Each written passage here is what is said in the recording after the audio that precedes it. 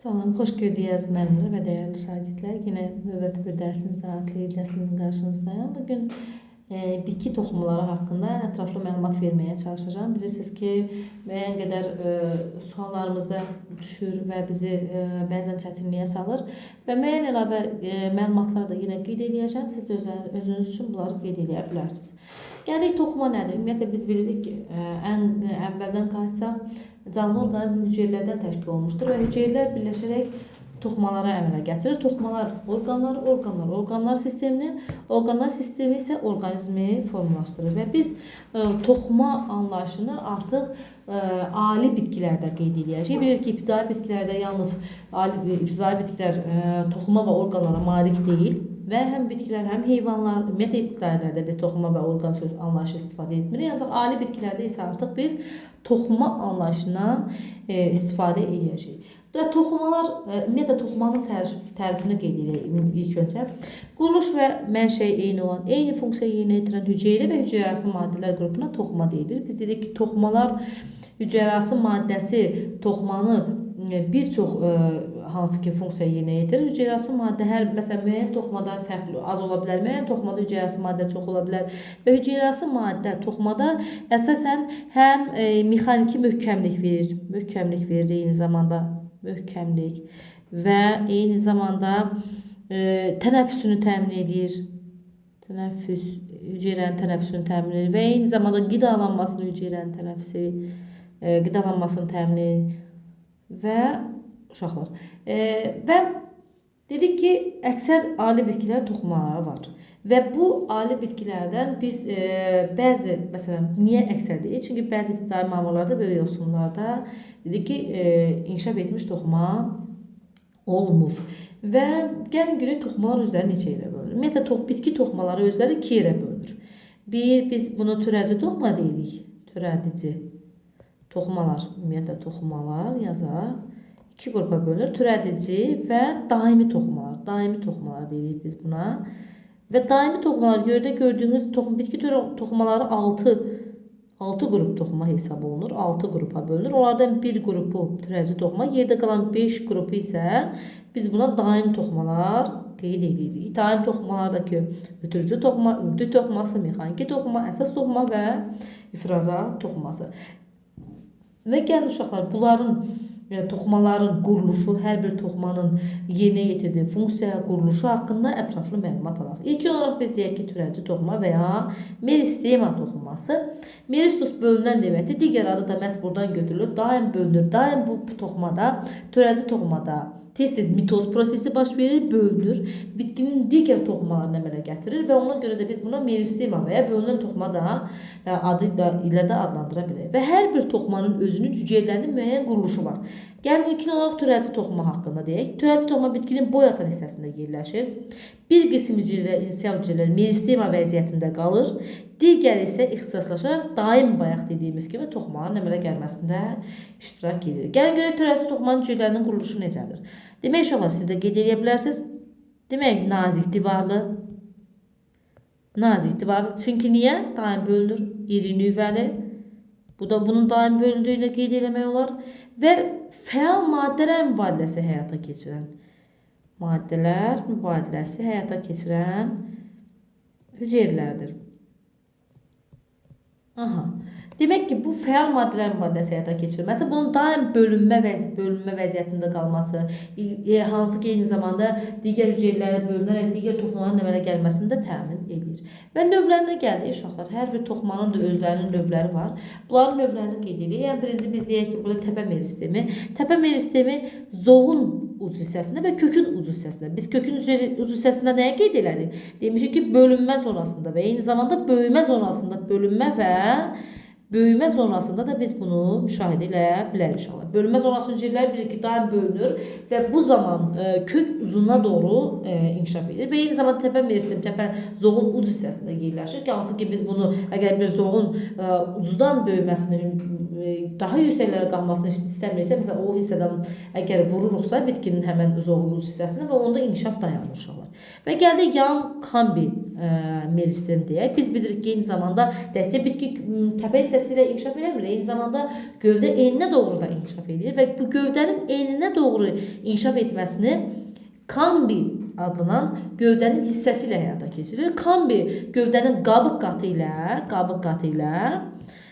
qatı ilə oduncağının arasında yerləşir və dediyimiz kimi çoxlu bitkilərdə gövdənin kökün eninə böyüməsini təmin edir və biz buna desək ki, məsələn, kan hüceyrələri də necə ki törəci toxuman hüceyrələrdir, eləcə də nazik divarlıdır, canlı hüceyrələrdən ibarətdir və adicə biz bilirik ki, hər il kan hüceyrələri bölünür və yaz və yayda sürətlə bölünür və beləliklə payızda və qışda artıq dayanır və bu da gövdənin eninə böyüməsi və illik halqanın əmələ gəlməsini təmin edir. Və gəldik eyni zamanda aralıq və ya interkalyar meristem də vardır ki, bəzi bitkilər buğum aralarının dibində yerləşən müəyyən hüceyrə qrupları hesabına, bölünməsi hesabına böyüyür. Bunlar da ki, biz buna taxıl bitkilərinə eyni zamanda qeyd edə bilərik. Taxıl bitkilərində gövdənin böyümə interkalyar zonası olur ki, buğumlardan böyüyür. Biz bunu qeyd edirik. Interkalyar yolla bölünür, böyüyürlər. Və eyni zamanda zədə meristemi də qeyd edə bilərik ki, zədə meristemi əgər bitkinin müəyyən təsirlər nəticəsində zədələnir və bu zədələnmiş hissənin yenidən bərpasını və bu həmən bu zədə meristemi başlanğıc verir. Gəldik digər toxuma növü olan ötürücü toxuma. Ötürücü toxuma özü iki növə bölünür. Biz dedik ki, bir su boruları və ya biz buna nə demişik? Ksilema boruları və eyni zamanda ikinci bir növü hansı ki ələyə bənzər borular və ya floema boruları. Gəlin bunların fərqinə baxaq. Demək, birinci su borularını qeyd edək. Su borularının dedik ki, ölü hüceyrələrdən ibarətdir. Divarı qalınlaşmışdır, ortasında heç artıq boşdur və su boruları ölü hüceyrələrdən təşkil olunaraq və bitkidən kökdən alınan su və suda həll olunmuş mineral maddələrin yarpaqlara doğru çatdırılmasını təmin edir. Baxın, biz kökdən biz dedik ki, kök təzyiqi və yarpağın soyucu qüvvəsi vasitəsilə əldə olunan su və mineral maddələr kök borcuqlarına, daha sonra gövdə borcuqlarına və yarpaq borcuqlarına ötürülür. Və bu gövdə vasitəsilə gövdənin oduncaq qanadında yerləşmiş oduncaq boruları ilə hərəkət edir və gəlir yarpağa doğru çatdırılır və burada da bilirsiniz ki, su və mineral maddədən fotosintez nəticəsində üzüm maddələr sintez olunur. Və eyni zamanda ələyə bənzər borular, floema borular vardır ki, bu adətən yerləşir qabıq qatında. Floema qatında, hansı ki biz bir gövdənin oduncaq qatında ibarət qabıq, hansı ki qabığın özündə də biz bilirik ki, floema boruları və floema liflərdə yerləşir ki, məhz floema borularda yarpaqda hazırlanmış üzüm maddənin gövdə vasitəsi, qabıq vasitəsi bir çox orqanlara çatdırılmasına təmin edir. Ələyə bənzər borular niyə ələyə bənzər borulardır? Çünki içərisi məsamələr yerləşmişdir, belə məsaməlidir və adını da məhz buradan götürmüşdür. Və gəldik örtük toxuması. Örtük toxuması özü də, demək biz nə demişik uşaqlar? Bir var dəricikdir, cavan zoğlarda dəricik. Üzrüstən bu tərəfə yazdım istəyək. Dəricik və mantar. Yəni görək, biz bunları nəyə görə bir-birindən fərqləndiririk? Demək, dəricik biz dedik ki, dəricik ümumiyyətlə örtük toxumasının ən birinci funksiyası nədir? Adından məlum olduğu kimi bitkinin kökün, gövdənin, yarpağın üzərini örtür və bunları təbii ki, təsirdən, xarici mühitin təsirindən qoruyur və bitkini qoruyur, mühafizə edir, mühitin əlverişli şəraitindən, yəni bunu təmin edir, qoruma funksiyasını yerinə yetirir və eyni zamanda həm də qazların mübadiləsini təmin edir, suyun buxarlanmasını təmin edir. Yəni bir çox funksiyası var örtük toxumasının və ən birinci dəricik niyə mantardan fərqləndirir? Dəricik təbii ki, canlı hüceyrələrdən təşkil olunmuşdur. Canlı hüceyrələrdir dəricik, canlı hüceyrələrdən təşkil olunmuşdur və mantar isə ölü hüceyrələrdən təşkil olunmuşdur. Cavan zoğlarda bu dəricik adlanır. Dedik ki, harada yerləşir örtük toxuma? Məsələn, kök üskündə, kökün qabığında, yarpaqda, zoğun dəriciyində, gövdənin mantar qatında hər yerdə yerləşir və mantar qatında yerləşən ölü hüceyrələr də zaman keçdikcə o dəricikdə yerləşmiş canlı hüceyrələr mantar hüceyrələrlə, mantar qatın hüceyrələrlə əvəz olunur və dediyimiz kimi örtük toxumasının da dəricilikdə fikir versinizsə, cavan digər adı epidermis adları, epi üstündə derma dəri deməkdir. Canlı hüceyrələrdən təşkil olunmuşdur dediyimiz kimi və dəriciyin də ümumiyyətlə bunların bu funksiyası da dedik ki, hansı ki biz bitkini qoruyur və eyni zamanda əlverişsiz mühitin təsirlərindən, bitkini xarici mühitin təsirlərindən qoruma funksiyası yerinə yetirir. Gəlir mexaniki toxuma.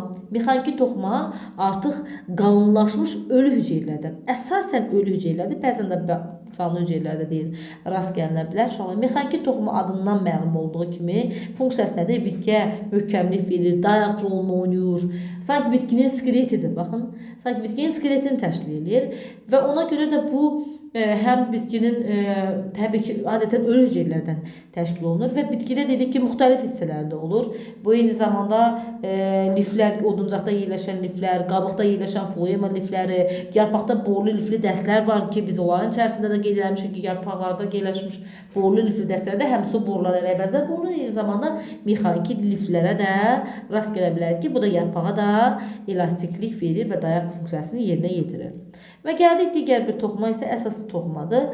Əsas toxumanın da hüceyrələri dedik ki, əsas toxuma ümumiyyətlə digər toxumaların arasını doldurur. Bunu da biz yadımıza salaq. Digər adı parenxima toxumasıdır. Canlı hüceyrələrdir, nazik qılaflı canlı hüceyrələrdən ibarətdir. Digər toxumaların dedik ki, arasını doldurur və əlaqəni təmin edir digər toxumaların hüceyrələrin bir-biri ilə. Dedik ki, harada yerləşir? Yarpağın ləhtində. Ləhtində. Biz yarpağın quruluşunda da videolarımızda baxa bilərsiniz uşaqlar, ya da yarpağın quruluşunda qeyd eləmişəm. Məsələn, onda biz sütunvari və süngərvari toxuma demişik. Deyirik, əsas toxuma özü 2 növü var. Ehtiyat toplayıcı toxuma və fotosintez edici toxuma. Məsələn, ləhtdə yerləşmiş sütunvari və süngərvari toxuma fotosintez edici toxumanın növüdür və fotosintez edici toxumadır və bilirik ki, burada xüsusilə xloroplastlarla zəngindir ki, bu sütunvari və süngərvari toxuma və burada fotosintez prosesi həyata keçirilir və xüsusilə də sütunvari toxuma daha çox xloroplastlar zəngindir. Sütunvaridə nisbətən ona az olur və bundan başqa gəldik daha sonra ehtiyat toplayıcı toxuma. Ehtiyat toplayıcı toxuma da ehtiyat qida maddələri toplanır. Bilirik ki, bunlar hansı ki ehtiyat toplayıcı toxumada iri vakuollar olur və bu vakuollarda müxtəlif ehtiyat qida maddələri toplanır ki, bu da bitki üçün istifadə olunur. Və biz bundan başqa gedək ifrazat toxumasını da qeyd edirik. İfrazat toxuması demək, biz bitkidə çox elə güclü inkişaf etməsində ancaq yenə də rast gəlirik. Bunlar da nazik uşaqlar, nazik qılaflı və eyni zamanda canlı hüceyrələrdir. Canlı hüceyrələrdən ibarətdir və bu canlı hüceyrələr hansı ki bu ifrazat toxumasının hüceyrələri bir çox funksiya yerinə yetirir və hansı ki bitkinin həyat fəaliyyətinin əsasına əmələ gəlmiş maddələrin ifrazı və eyni zamanda həm tozlamada iştirak etmə, daha sonra maddələrin maddəsinin ifrazını bədəndən kənarlaşdırma və s. və yaxud kimi funksiya yerinə yetirə bilər və bu hansı funksiya? Məsələn, nektarlıqlar var ki, biz bilirik ki, bu nektarlar həşəratları cəlb etmə funksiyası yerinə yetirir. Eyni zamanda efir yağları ifraz edən kanallar, hansı ki vəzi tükcükləri, qətran çıxışları, süd şirəsi bozuqları da ifrazat toxumasına aid olunur uşaqlar və eyni zamanda ifrazat toxuması bundan başqa toxumalardan qeyd eləmədim, ön hissədə qeyd edeyim. Uşaqlar, toxumalardan bəhs edən elm bölməsi histologiya bölməsidir ki, siz bunu məktəb dərsliklərində keçirilmir, amma universitet dərsliklərində qarşınıza çıxa bilər. Bundan başqa biz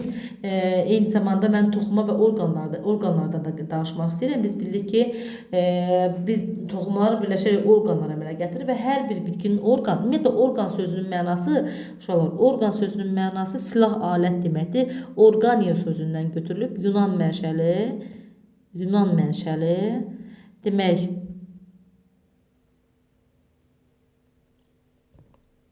bax, belə bir organoid sözündən götürülüb, silah alət deməkdir uşaqlar və bitki orqanları da orqan nədir?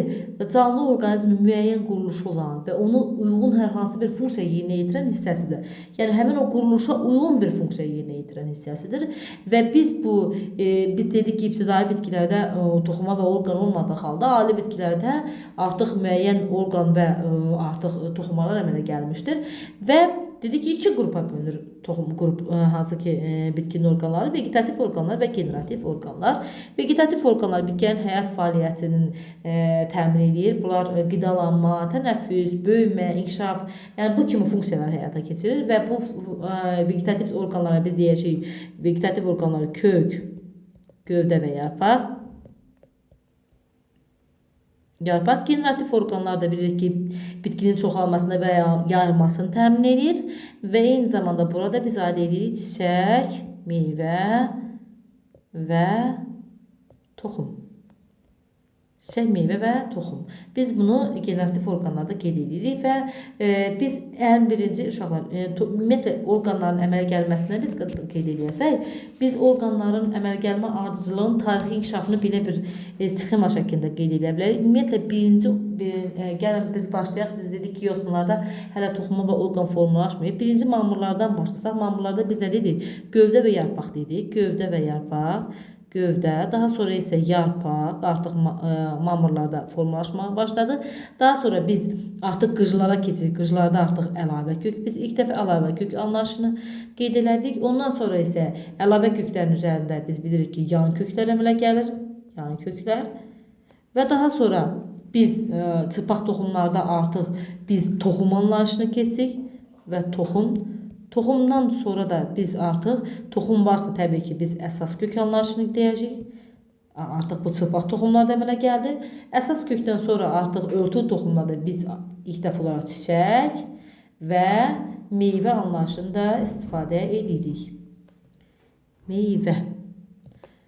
Və bir də ki, burada bizim hansı ki qeyd olunub uşaqlar, məsələn, tutaq ki, mamırlarda fikir verdiyiniz kimi gövdə və yarpaq vegetativ orqan kimi, generativ orqan kimi arxigoni, anteridir və plankton kimlərdə gövdə, yarpaq, kök, bunlarda da arxigoni və anteridir var. Hansı ki biz onu qeyd edəcəyik keçdikcə inşallah qarşıdakı dərslərdə. Qaturquru kimlərdə gövdə, yarpaq, kök, anteridir və arxigoni, generativ orqan. Qıcı kimlərdə biz artıq ilk dəfə artıq biz daha buralarda da artıq əvvəldə də qeyd eləmişdik. Gövdə, yarpaq, kök hələlik ki bunlarda da eyni qalır. Yenə də anteridə arxigoni var. Ancaq çırpaq toxumlarda ilk olaraq bunu qeyd eləmək istəyirdim. Artıq gövdə, yarpaq, kökdən əlavə toxum və qoza da generativ orqanda formalaşdı. Toxum ilk dəfə formalaşdı. Ona görə də biz bayaq burada əsas kök anlayışında ilk dəfə bunları da qeyd elədik. Daha sonra örtü toxumlarda həm bütün vegetativ və eyni zamanda ilk dəfə olaraq çiçək və meyvə anlayışında burada qeyd elədik. Bütün vegetativ və generativ orqanlara rast gəlmək olar uşaqlar.